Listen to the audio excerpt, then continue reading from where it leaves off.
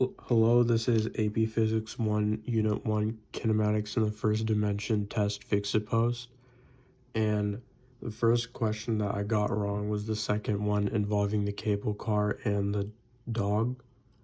So the way that I figured out how to solve this problem was by looking at the first web assign we did for our first unit. And as shown through my notes here. And the reason this web assign proved helpful was because it involves using many kinematic equations, not many, but all of our most of our kinematic equations to solve for unknowns to help solve for what the question is asking for. And that's basically what this problem is doing. So by looking at these problems, I was able to find and learn the many ways to utilize these equations to solve for unknowns that can lead to the answer of the question. So the way we can apply that to this question is by first drawing a segmented motion diagram to represent the situation in our problem, and then plugging in the givens that are given by our problem. So first given that we have is that the cable car can stop in 10 seconds when traveling at maximum speed. So basically this situation that is illustrated by our problem here is that the cable car, upon seeing a dog, the driver hits the brakes and the car begins to slow down until it comes to a stop. So position at the beginning of our diagram represents when the driver first hits the brakes. This position here represents when the driver first reaches the dog.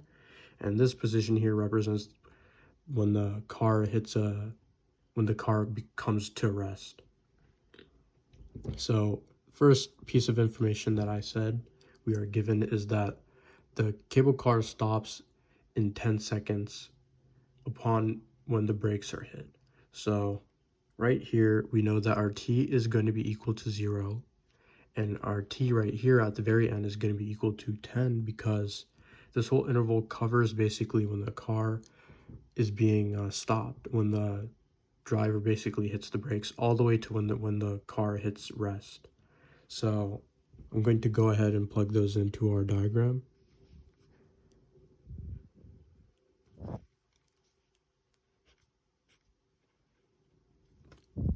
All right, so our next piece of information that we are given is that the car reaches the dog 7.55 seconds after when the driver first hits the brakes.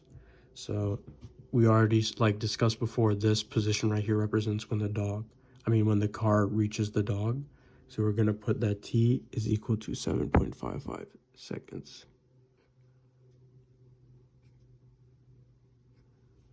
Okay, and then for our next piece of information, we are told that after the car passes the dog, when the dog basically jumps out of the tracks, the car travels an additional 3.8 meters beyond the position of when the dog formerly was, and then comes to a stop. So we know that after passing the position of where the dog was all the way to when it comes to a stop, the car travels an additional 3.8 meters. So we know that its change in position at that interval is going to be 3.8.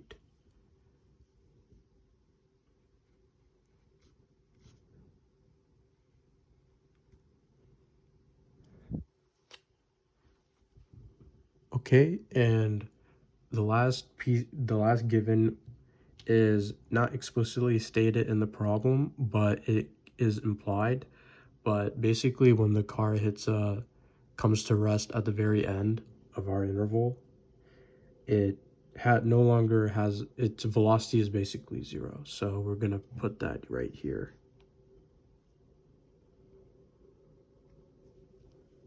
Okay, now that we have all of our givens, we can begin to use our kinematic equations to solve for our unknowns. So first unknown that we're going to solve for is the velocity when the car reaches the dog. And in order to do that, I'm going to list all the givens we have. I mean, not all the givens, but all the variables. and this specific interval from when the car reaches the dog all the way to when the car comes to rest. So I'm going to write all the givens here on the side. So the velocity for when the car first reaches the dog will be our initial velocity, and we're going to denote that with the sign V naught. And because we don't know that, I'm going to just set it equal to nothing.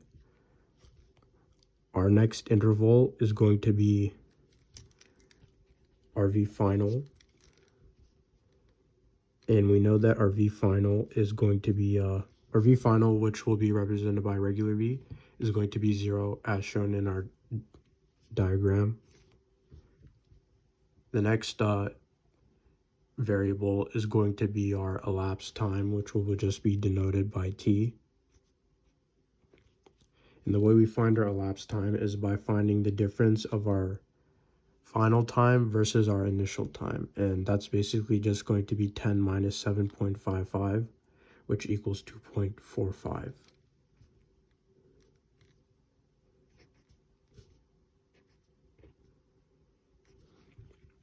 And then we have our change in position, which is going to be delta x is equal to 3.8, as shown in our diagram.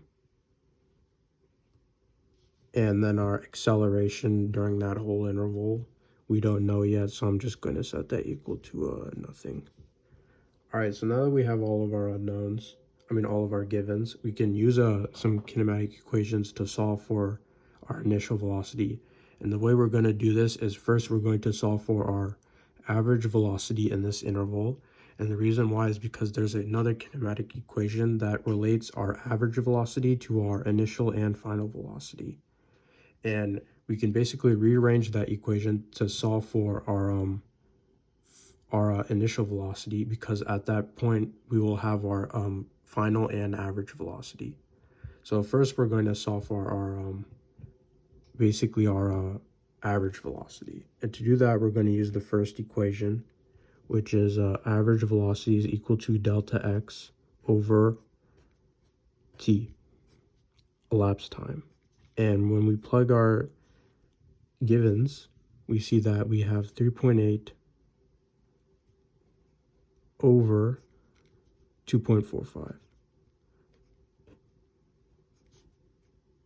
When we calculate this when we put this in our calculator and we calculate it, we get that our average velocity is going to equal 1.55 meters per second.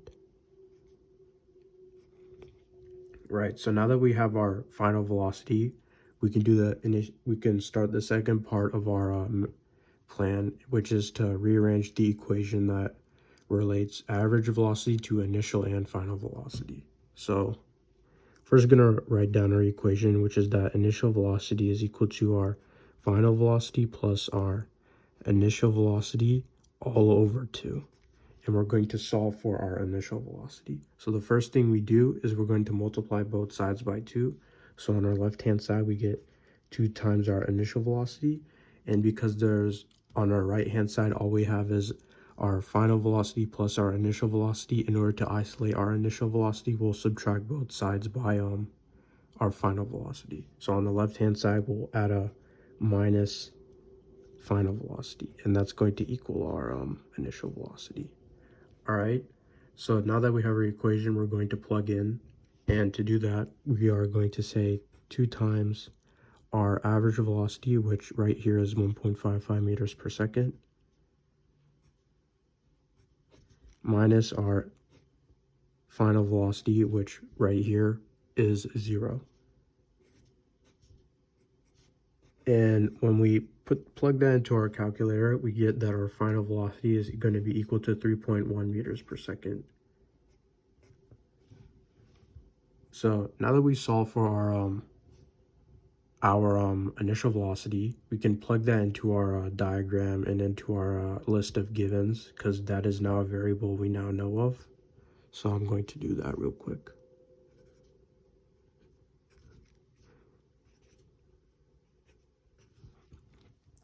Okay, now what we're going to want to do is we're going to want to solve for our acceleration in this interval. And the reason this is important is because by solving for our acceleration in this interval, we will also know the acceleration in this interval from when the driver first hits the brakes of the cable car all the way to when the cable car reaches the dog. The reason why it's the same is because throughout this whole interval, this whole situation, basically, the car is being slowed down at a constant acceleration. So the acceleration at any given interval during this situation will be the same as in another interval. So we're basically now going to solve for our acceleration. And to do that, we're going to use the kinematic equation, which states that our final velocity is equal to our initial velocity plus acceleration multiplied by our elapsed time. And now we're going to rearrange this equation so that we are solving for our acceleration. And to do that, we're first going to subtract both sides by our initial velocity. So on our left-hand side, we're going to get that our final velocity minus our initial velocity. And then on our right-hand side, after we've done that, we just have acceleration multiplied by our time elapsed. We can divide both sides by our time elapsed so that we can isolate for acceleration. So on our right-hand side, on our left-hand side, we will have our final velocity minus our initial velocity all divided over by our elapsed time, and that will all equal our acceleration. Now what's left to do is to plug in. So basically our final velocity is going to be 0 subtracted by our initial velocity, which is 3.1, all divided by our elapsed time, which is 2.45. And when we plug that into our calculator, we get that our acceleration is going to be negative 2.7. Not negative 2.7. Negative 1.27 meters per second squared. So now I'm going to plug that into our list of givens and into our segmented motion diagram.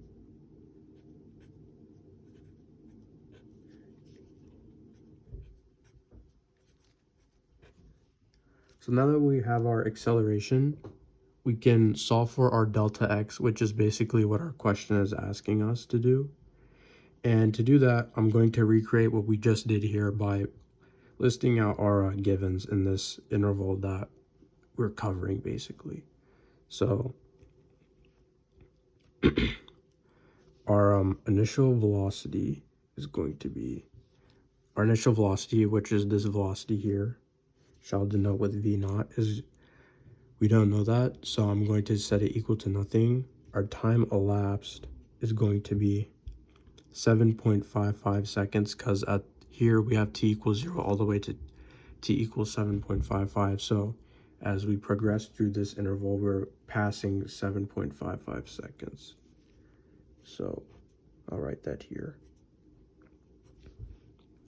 Our change in x is the unknown we're solving for, in essence. So I'll say it's equal to nothing so far. Our acceleration is going to be negative 1.27.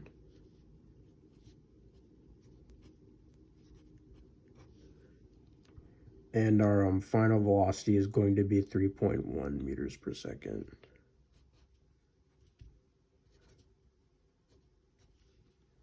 Okay, so now that we have all this information, we're going to solve for our final velocity, which will, not our final velocity, our initial velocity, which will then allow us to solve for our acceleration.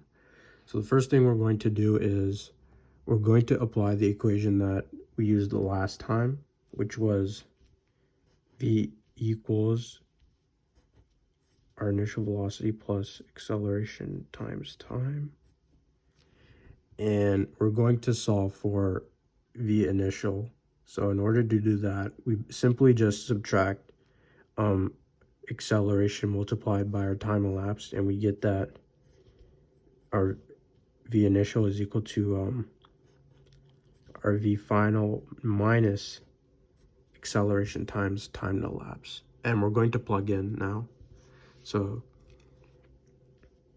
basically our v final is 3.1 subtracted by our acceleration is negative 1.27 multiplied by our time elapsed, which is 7.55. And when we plug that into our calculator, one sec.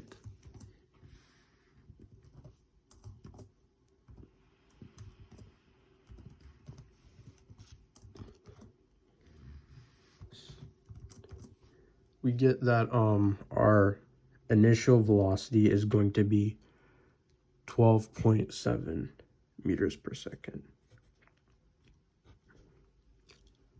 So I'm going to write that here, plug that into our list of givens, and into our motion diagram. All right, so now that we have our initial velocity, we can solve for our delta x, and that will give us the answer to this problem. And we're going to use our equation 5 to do that. So I'm going to write equation 5 down first. Equation 5 is our initial velocity squared. Our final velocity squared equals our initial velocity squared plus 2 times our acceleration times our delta x. And I'm basically going to isolate for delta x.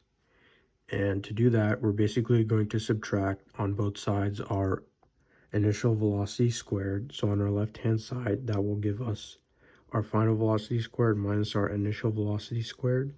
And on our right-hand side, we have left 2 times our acceleration times our delta x. We simply divide both sides by 2 times our acceleration, and we are isolated with, we are left with our delta x. So on the left-hand side, doing that will basically give us what we have, our final velocity squared minus our initial velocity squared, all divided over 2 times our acceleration. And that leaves us isolated with delta x. Now we plug things in and we will get our answer. So our final velocity is 3.1. Then we square that minus our initial velocity, which is 12.7. We square that, all divided by 2 times our acceleration, which is negative 1.27. And now we plug that into our calculator.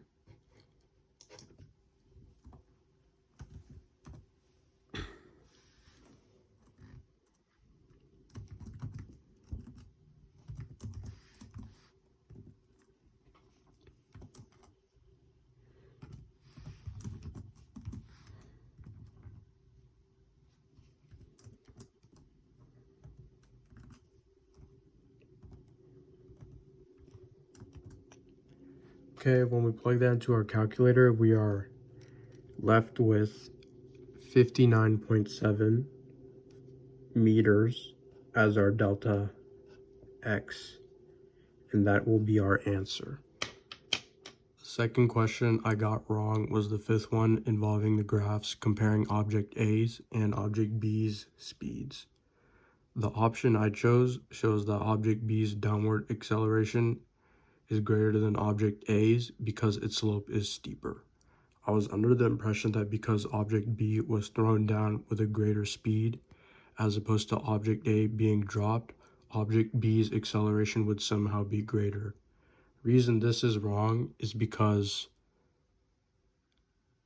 both objects have the same downward acceleration. The ball toss lab best explains this as shown here. The third question that I got wrong was the 7th one, involving ranking the several displacements of an object traveling in a straight line. In order to find the displacement of each segment to rank them, I needed to find the area below the line for each segment. The mistake I made when calculating the area below the line was that I would only find the area of the triangular portion under the line. The reason I did this is because I thought that the triangular portions always represented displacement, while the rectangular portions had nothing to do with it. This is wrong because the only time where a triangular portion of the graph would represent displacement is in a position versus time graph. However, because this is a velocity versus time graph, that is not what you are supposed to do. Another mistake I made that affected the way I did this problem was that I said that the displacement for segment 2 was negative. The reason I put this was because the segment had a negative slope. This is indeed wrong because in order for the segment to have a negative displacement, only the velocity during that segment would have to be negative, which is not the case because for the entirety of the graph, the velocity is positive. The way I learned how to do this problem properly is by looking back at the guided practice we did in week 4. As shown in the practice, we learned how to find the position versus time graph from a velocity versus time graph. The technique used during this practice can be used to find displacement, and as a result, it directly relates to the problem at hand. So the way I did it is as shown. So the first thing I did was I found the displacement for the first segment, and to do that, I found the area of the triangle under the segment. So that would be half of the base, which is 2, multiplied by the height, which is 4. And that equals 4. Okay, the second thing I did was I found the displacement of the second segment, and by the way I did it was that I only found, like I said before, the area of the triangular portion of the segment instead of the rectangular portion right below the triangle. And so I did half of the base times the height once again, and the base is 2 and the height is 3. So that all equals out to 3. And like I mentioned in the problem, I said that this was negative because there's a negative slope, which is not correct. But because I'm showing you the way I did it, that was wrong. I'll go ahead and put negative. Okay, and then for the last segment, like I did in segment 2, I only found the area of the triangular portion and not the rectangular portion. So that would once again be half of the base, which is 2, times the height, which is 4. And that all equals out to 4. So now if I rank these 3 displacements, it would look like this. So displacement 1, the displacement of line segment 1 and 3 are the same and they're the greatest. So I'll put those two ahead first and say that they are equal to each other.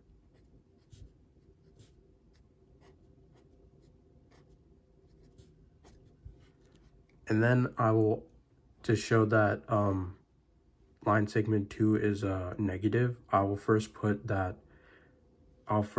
a 0 and then I will put the line segment. I'll say that line segments 1 and 3, the displacement of those segments is greater than 0, which is then greater than the displacement of line segment 2. So that will look like this.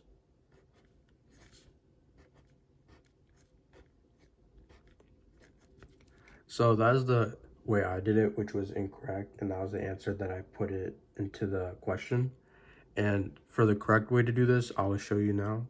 So for the first line segment, everything is fine because there's no rectangular portion below the triangular portion. So moving on to line segment 2, this is where I start to fix the mistakes I made. So the first mistake I made was that after you found the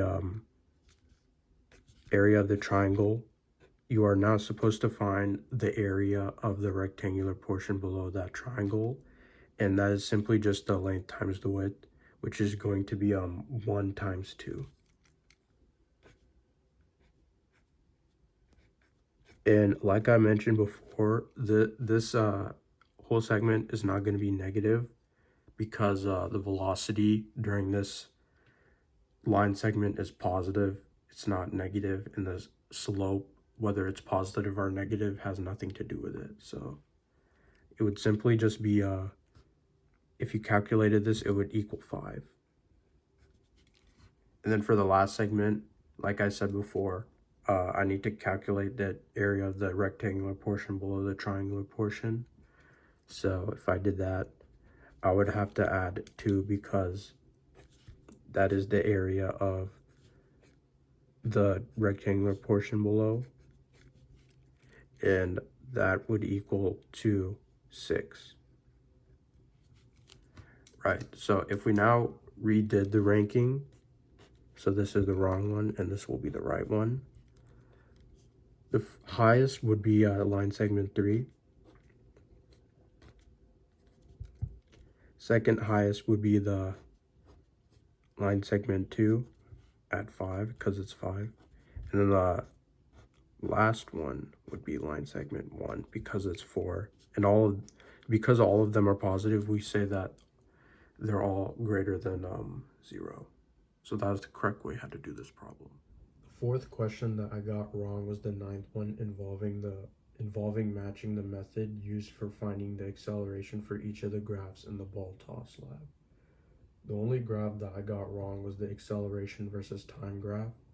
The answer I selected said to highlight the flat part and select curve fit linear. Although highlighting the flat part is correct, you are not supposed to select a curve fit. The reason is because the acceleration versus time graph is completely flat and constant for as long as the ball is in free fall. As a result, you only want to find the mean of the values where the line is constant and straight.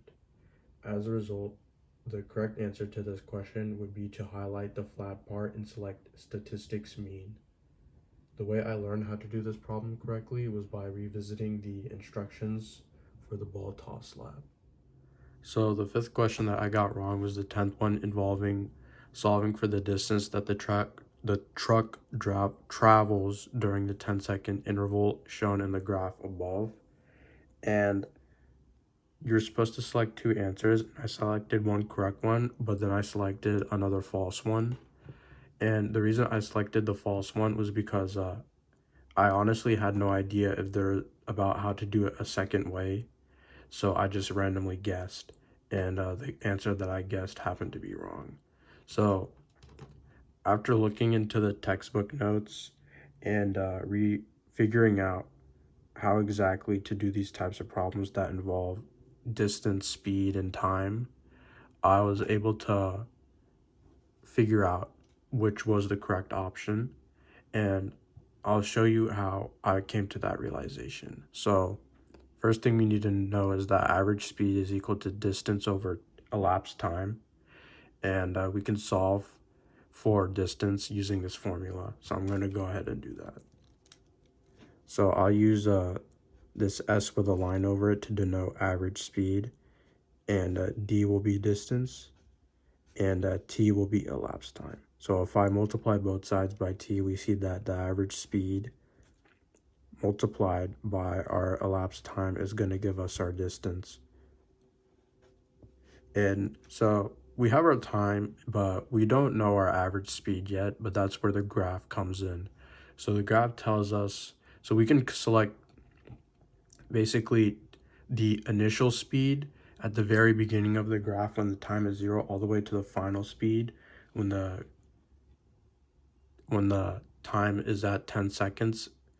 And we can add those two and find the average, and that will give us our average speed. So I'll write the formula down for that and we can start plugging in. So average speed is equal to the final speed, which will simply just be S, plus our initial speed, which will be S naught, all over 2. So now we plug in, we see that our final speed is going to be 6 meters per second. So I'll put that down. 6 meters per second plus our initial speed is 30 meters per second. So 30 meters per second. all of that over 2. And when we do the math, we get that 6 plus 30 is 36. 36 divided by 2 is 18. So we get that the average speed is 18 meters per second.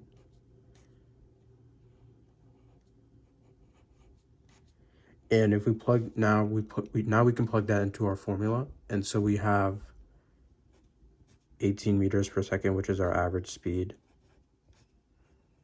multiplied by our time, which is 10 seconds, our elapsed time, that is. And that should equal our distance, which will be, if we calculate that out, that'll be 180 meters. And that is exactly what one of the answers says. Multiply the average speed of 18 meters per second, which we have here, by the 10 seconds travel time, which is the elapsed time we have here. And that will give us our answer in meters, that is. Okay. And that's how you solve the second time for this problem. So for the FRQ, there are a few parts that I got wrong. And the first part, part A, requires that I draw the lines that represent the velocities for the car and the truck. And the way I did it was that the truck's line was straight and constant, which is the correct way to draw it. But the car's line, which was jagged and increasing upward, is wrong. The correct way to draw the graph is as shown. So for the truck, like I mentioned before, is a straight constant line because the truck is moving at a constant velocity. But for the car, it's instead of being a jagged line that increases upward, it's actually going to be a straight line that increases upward because the car's acceleration is constant. So there's going to be no change in the slope of the line. So that's going to look like this.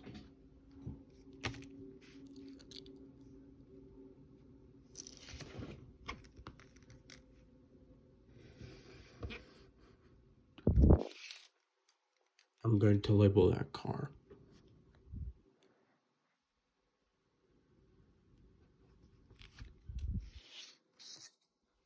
The second part of the FRQ that I got wrong was the second part of part B. Although I did identify the correct statement that the speed of the car was going to be greater than the speed of the truck at the very end, which is what student 2 says, I did not identify any features from the graph that would provide good evidence to support that statement. So a good piece of evidence that would have earned me the point for that would be that when both vehicles are at the front of the house at the very end of the graph, the car's velocity is twice that of the truck's velocity. So I'm going to label that to make it more evident.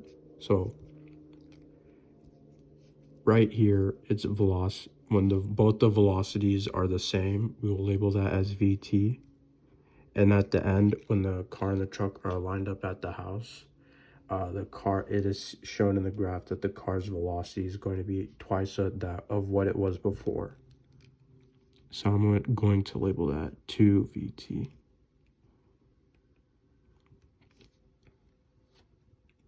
The third part of the FRQ that I got wrong was part C. In this part, I was supposed to derive an equation for the car's acceleration. And the way I did this is as shown. So I first took the equation 5, which is our final velocity squared is equal to our initial velocity squared plus 2 times our acceleration times our our displacement. And I manipulated the equation so I solved for acceleration. So to do that, you subtract your initial velocity squared on both sides. So on our left hand side, that will look like this. Then on your left hand side, all you're left with is 2 times our acceleration time 2 times our acceleration times our displacement. If you simply divide both sides by 2 times our displacement, you're left with acceleration on the right hand side, which is what you need. So if you go ahead and do that, it would look like this on the left-hand side.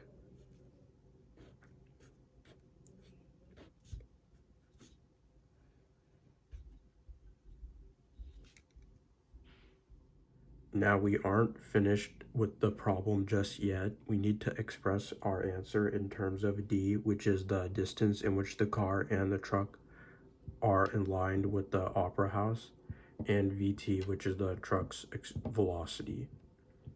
So in order to do, the way I did it was, which was wrong, was I did not know how to substitute vt into our equation, because I had not identified that the car's acceleration was 2vt, because I didn't draw the graph correctly, the car's velocity in the graph correctly initially in part A. So I just left the top as v, our final velocity squared, minus our initial velocity squared. But on the bottom, I did substitute d for our change in x, and the reason why is because at the beginning, our x is 0, and at the end, our x is d, because at the end, our car and truck are aligned with the opera house. So to go from 0 to d, our change is obviously going to be d. So for your displacement, you would put d. So the answer I put down looked like this. Our final velocity squared minus our initial velocity squared all over 2d equal to a.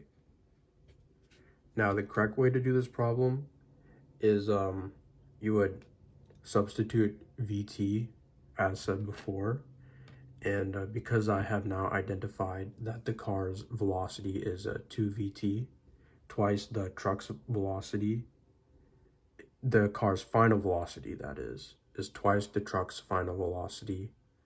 I can now substitute that in, and we know that the car's initial velocity, which is just 0, so we can substitute that in as well. So for v, I will put 2vt and square that whole variable, not variable, but the whole expression, and we'll subtract that by our initial velocity for our car, which is just 0. And that will all be over 2d. And when we simplify it, we get that 2vt squared is 4vt squared all over 2d. And when we simplify it further, we get that our car's acceleration is 2vt squared all over d. That is the correct way how to do this problem. The last part that I got wrong on the FRQ is part D. In this part, I was supposed to find the time in which the car speed is the same as the truck speed, Vt. I did not know how to find the answer to this question, hence why I lost points.